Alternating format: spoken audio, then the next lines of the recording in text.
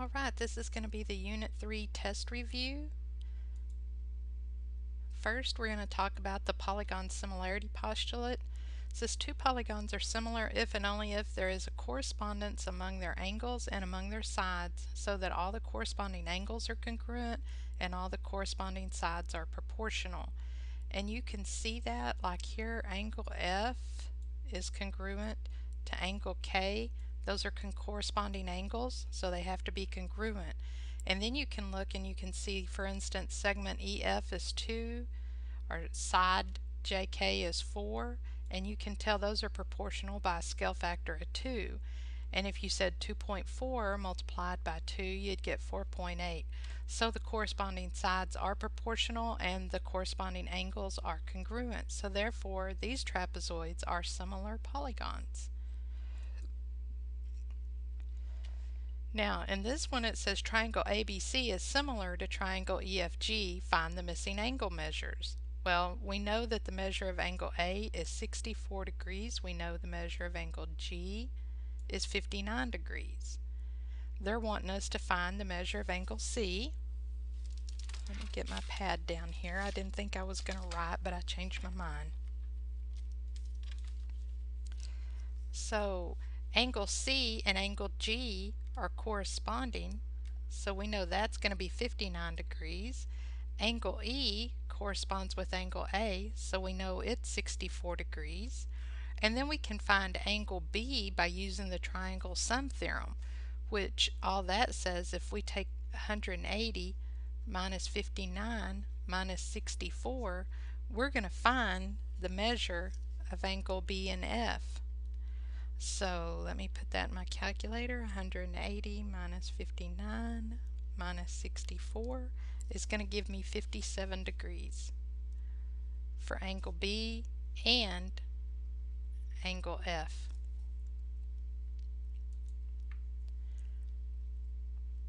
And this is just going through and explaining to you how I just did what I did.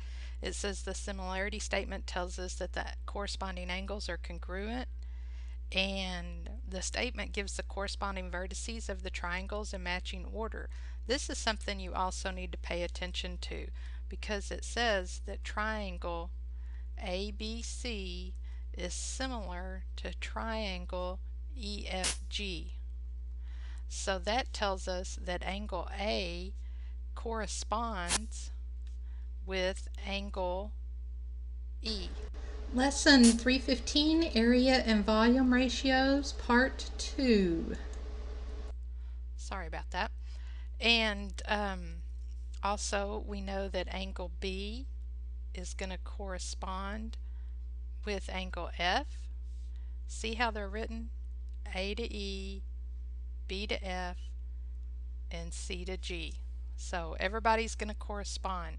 So that's how I knew which angles were corresponding with who. And they just rewrote what I just said right there.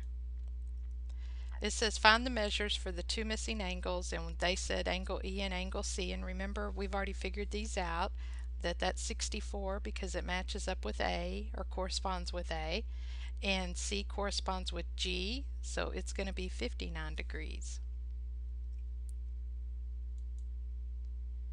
There you go, they just gave us the answers.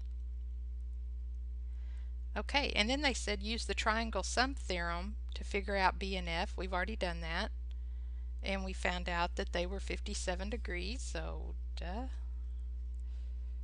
I'm not going to sit there and write 57 for both of them. They're the same thing.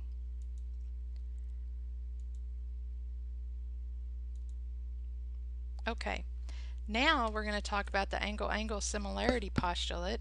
It says if two angles of one triangle are congruent to two angles of another, then the triangles are similar. And remember, in some of the videos I told you, if you have one triangle inside another, because if you look inside triangle RSQ, you will see triangle TUQ. Okay, and those triangles are similar. Triangle RSQ is going to be similar to triangle TUQ. PUQ. And you can see that the angle U corresponds with angle S. Angle Q, corresponds with angle Q because it's the same angle. Alright, now what we're going to do is we're going to separate those two angles from each other. I mean two triangles, not angles. Silly girl. So now you can see how similar they are and see how the Q's match up, the S and U match up. Now the side-side-side similarity theorem says if three sides of one triangle are proportional to three sides of another triangle, then they're similar. And they've shown you here how the sides are matching up. They've got HG, remember me with my funny notes, showing you how those are corresponding. Then they showed you GI corresponds with JL, and then they showed you how IH is corresponding with KL. So that means those two triangles are similar. And notice we didn't have any numbers to tell us that. We're just going by what they're saying. We're going by given information. Okay, then you have the side angle side similarity theorem. It says if two sides of one triangle are proportional to two sides of another triangle and their included angles are congruent, let me underline that double, then the triangles are similar. Now remember, if two sides are proportional and they're included angles, so that means I've got this side is proportional to this side. GH is going to be proportional to JK. G is the included angle there. J is the included angle in that triangle. So remember, included means it's going to be between the two corresponding sides or proportional sides. Now let's try some practicing with the angle-angle similarity. I want you to look at these two triangles and to yourself, obviously you can't tell me because this is a recording, are these two triangles similar to each other? And I'll give you a couple of seconds.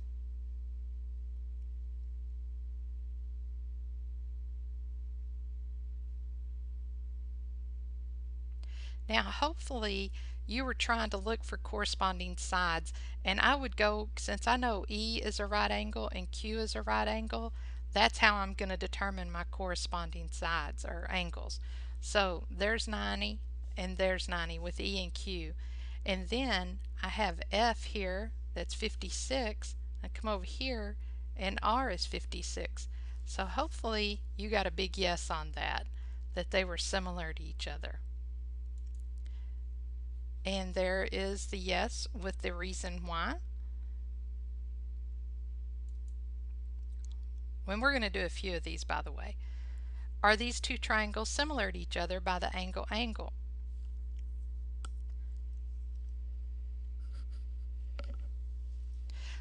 So you're going to look here and you see that angle B is 90 and angle W is 90. Angle C is 36 and it says angle Y is 34. Ooh, that doesn't seem to be working too well, does it?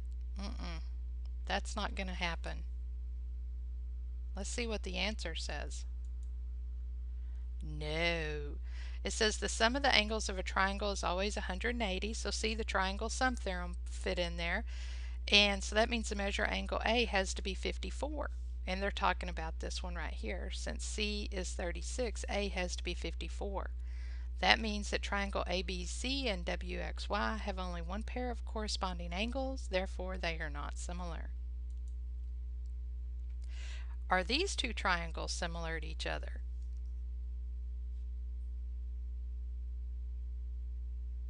Again, we have the whole 90-90 thing going. We have angle R here is 56, so that means we'd have to find out what is angle X. So there again, if you go with that the triangle sum theorem, minus 90, what are you going to get? You're going to say, well, I know 180 minus 90 is going to give me 90. So So 90 minus 56 is going to give me 34. And look here, angle Y is 34, and now I know angle S is 34 degrees. So yeah, these guys are going to be similar. And this just goes through and explains to you what I just did. So here we've got the side angle side similarity. Remember, you have to have an angle between the two sides. Well, look here, we're going from 4 inches to 2 inches and 6 to 3. So that looks like they are proportional by a scale factor of 2. We know that angle L way up here is 18 degrees. We know that that angle right there is 18 degrees. So I'm going to give you a minute, let you think about it. Side angle side similarity, is it going to work out?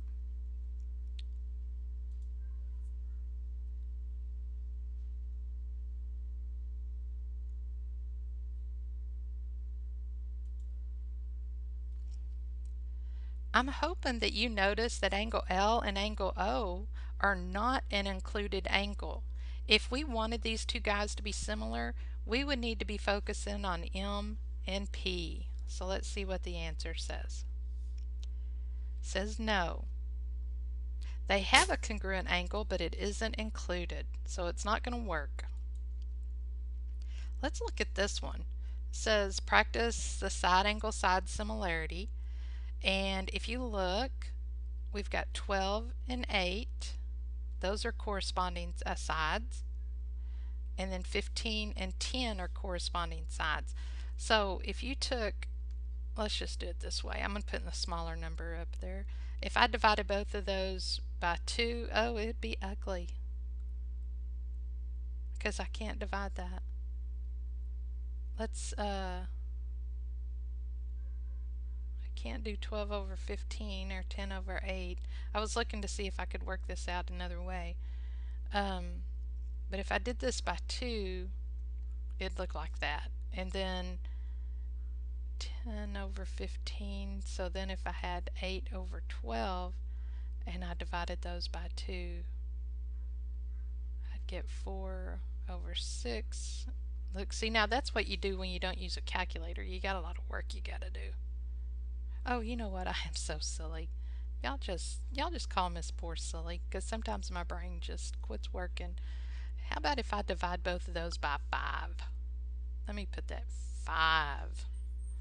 I was so hung up on 2 that I wasn't seeing it. So they are corresponding and proportional by a factor of 2/3. So this is going to be their included angle, these guys right here. Now then, those angles, angle KIJ and angle, let's call that HIG, those are vertical angles. And what do we know about vertical angles? They are always congruent. So that right there tells me this fits the side angle side similarity theorem. And this goes through and explains to you why. It doesn't talk about the proportional sides, but you always need to check and see if they are proportional. And hopefully you'll be reducing your fractions by the right number, unlike Miss Poor. Okay, side angle side similarity. Now remember what I've told you in the past is whenever you've got those triangles inside each other like that, you may want to separate them to help you see it better. So I'm just gonna, instead of, there's the big triangle, QRS right there.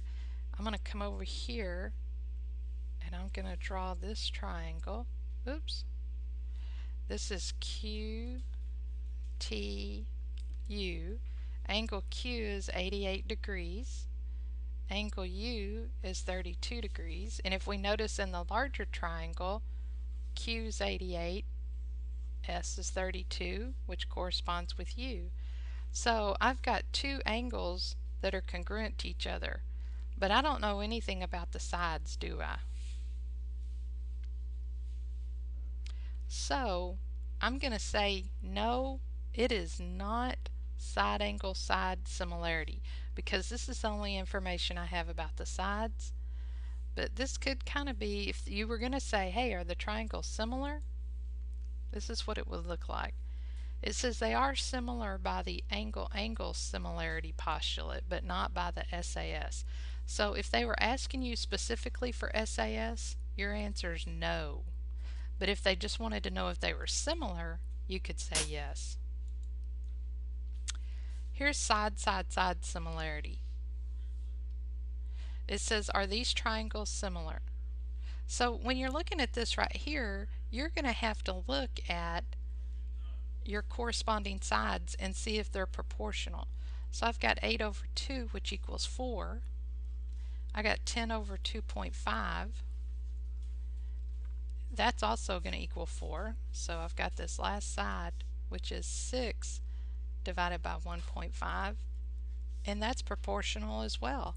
So I'm betting the answer here is going to be yes. And there you go, because they're all corresponding. And I like how they set it up. Okay. Now the side-splitting theorem, it says a line parallel to one side of a triangle divides the other two sides proportionally. And they've set this up here. They've told you that, remember, these arrows tell us those lines are parallel.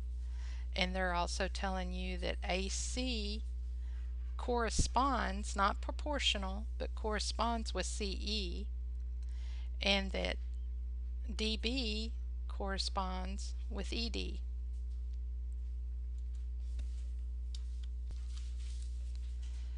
Alright, transversal proportions.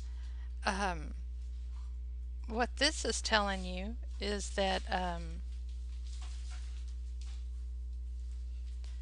everything's going to be proportional because these lines are parallel.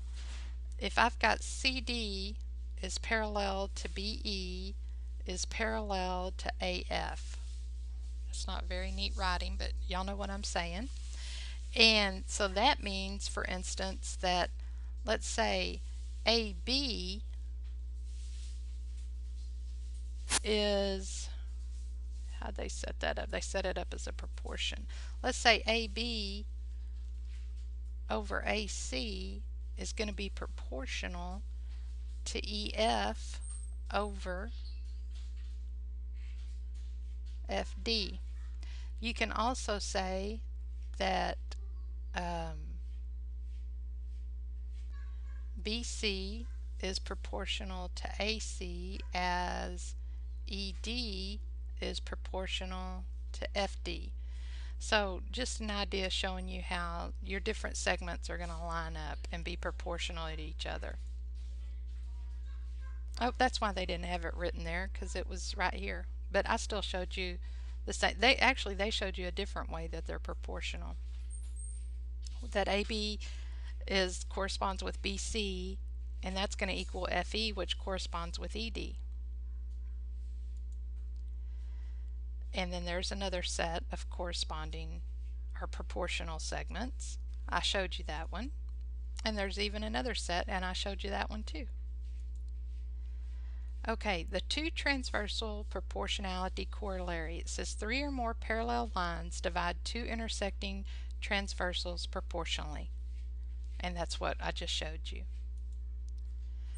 So now they're saying find x, which is the length of IJ. So I'm just going to point out these things to you. Here's x, and we're wanting to find the length of IH.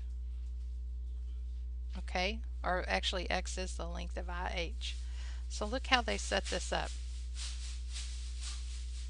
IH over HG. So they're taking this IH right here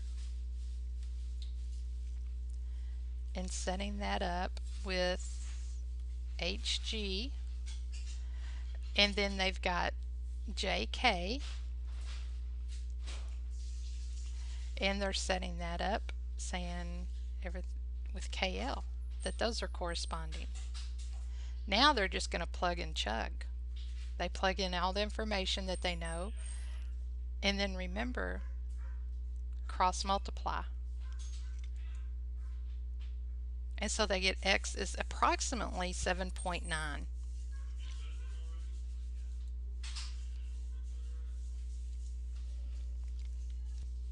Alright, now let's look at indirect measurement. We got this little guy with a big tree, and let's see where it's going. Oh, let's just go on to the next slide. Oh, you can see that his shadow is 7 foot long, and he's only 5 foot tall. He's a short man. He looks like a man. He might be a boy. And then the tree shadow is 28 feet long, and we're going to probably be looking at how tall it is. It says the tip of the tree, the tree's base, and the tip of the tree shadow are vertices of a right triangle, and you can see in red where they've drawn the triangle. It says just as the top of your head, your feet, and the end of your shadow are vertices of a right triangle, and you can see how they've done that in red for the short guy. And I'm just saying he's short because I'm short and I'm 5'4". Okay, the triangles are similar by the angle similarity postulate. It says first, angle F and angle C are right angles. And you can see that right here. So what they did was they took those two separate triangles, and they put them inside, one inside the other. It says EF and BC are parallel. So they don't have the arrows here for you, but you can make them. So those guys are parallel. It says so angle E and angle B are corresponding angles that are congruent. So this angle right here and this angle right here are corresponding and congruent. So you can set up your proportion just like they did here. They put BC over EF. Let me come over here. Okay, let me see. BC over EF, and then they put AC. I gotta find these. Oh, A and D were the same point. AC over DF. So I'm just going to put another line right there, just like that. Anyway, then they plugged so they could chug, cross multiplied, and they found out that the tree was 20 feet tall. Another thing that we studied were area ratios for similar figures. It says where A1 and A2 are the areas of the similar figures, and T is the ratio of their corresponding sides or their scale factor. But remember, this is the formula that we went through and worked out for the area ratio. It says that triangle HIJ is similar to triangle XYZ if the scale factor is 3 and the area of triangle XYZ is 54 centimeters squared. What's the area of triangle HIJ? So that's how they're going to set it up. They're going to let A2 equal the area of triangle XYZ, which was 54 centimeters squared, and T is going to be the scale factor, which is 3. And they were given this information. They said scale factor is 3 and the area of XYZ was 54 centimeters squared.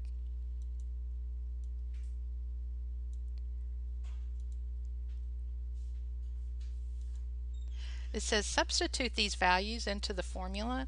So remember, here's the formula, and then they say substitute. We call it plug and chug. So you're going to have 54 over A1 equals 3 squared. And then you're going to go ahead and find out what 3 squared is, which comes out to be 9. And at this point, you can either multiply both sides by A1 to move it over to the other side with 9, or you can cross multiply.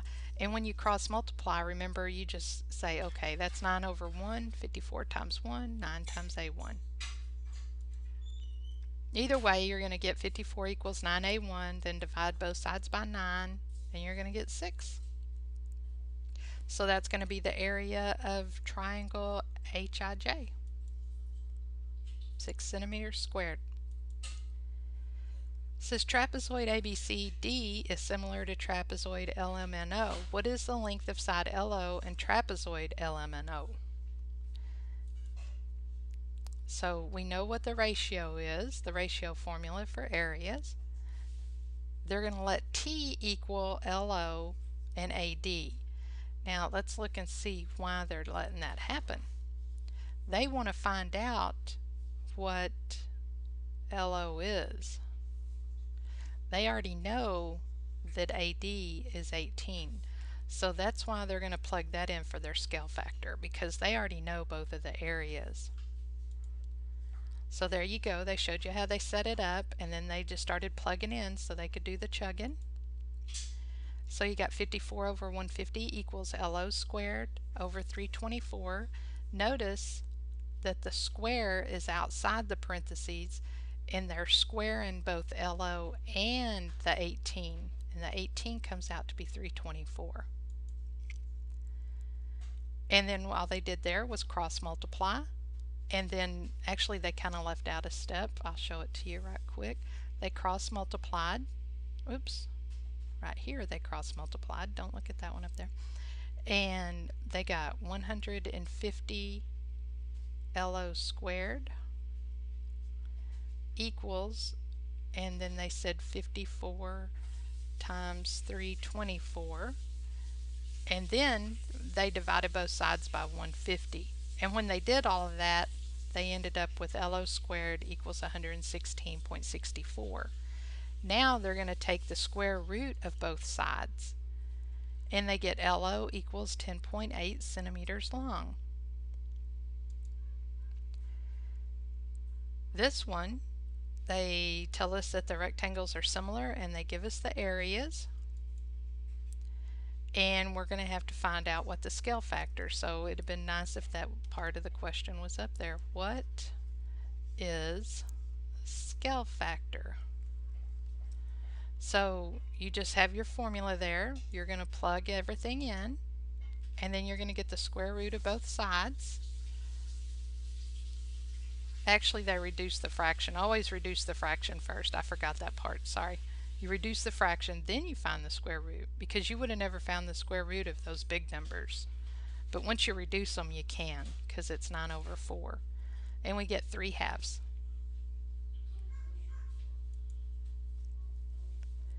Okay. This one you're going to be finding GI. So we're going to set this up exactly the same. You're going to let T be GI over DF. Then you're going to plug everything in. Go ahead and square that 8, which is 64. Then you're going to cross multiply. Oh, they went ahead and did their cross multiplying and dividing. Then you're going to get the square root of both sides, and you find out that GI is 20 centimeters long.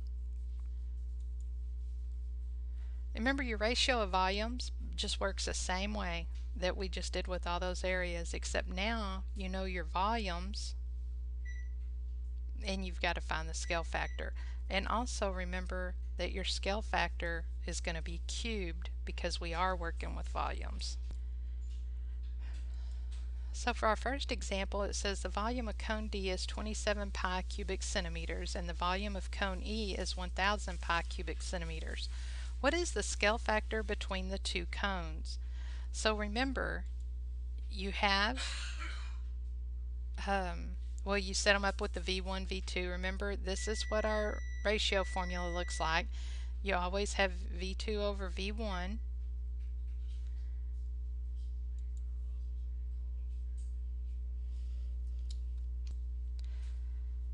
Alright, so they did the plug and chug, and then they went ahead and reduced pi over pi to 1, so they just ended up with 1000 over 27. And then they reduced 1000 over 27 to 10 over 3. Oh, no, they didn't. Sorry about that. What they did was they took the cube root of everything.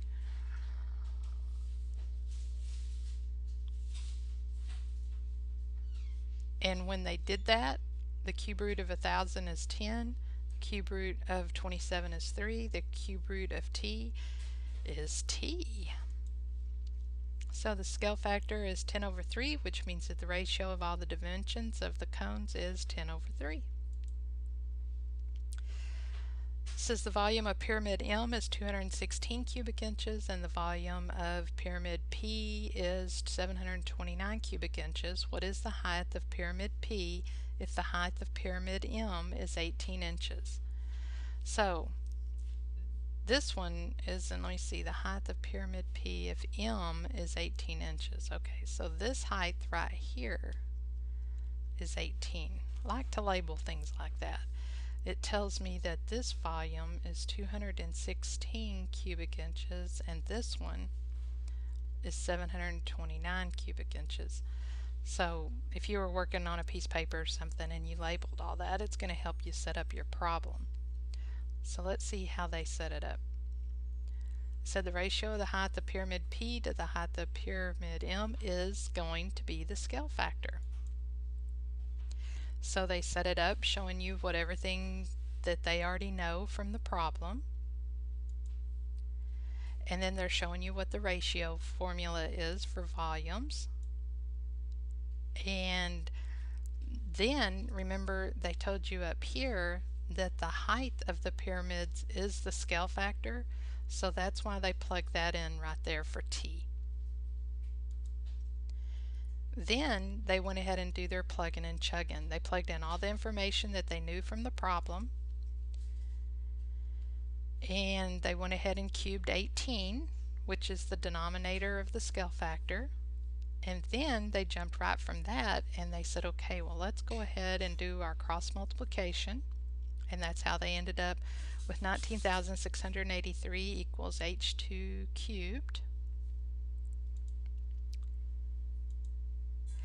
And when they took the cube root of both sides, they said, okay, we're going to take the cube root of 19,683 and we're going to take the cube root of that height, and they get 27 equals the height. So that means this ended up being 27 inches.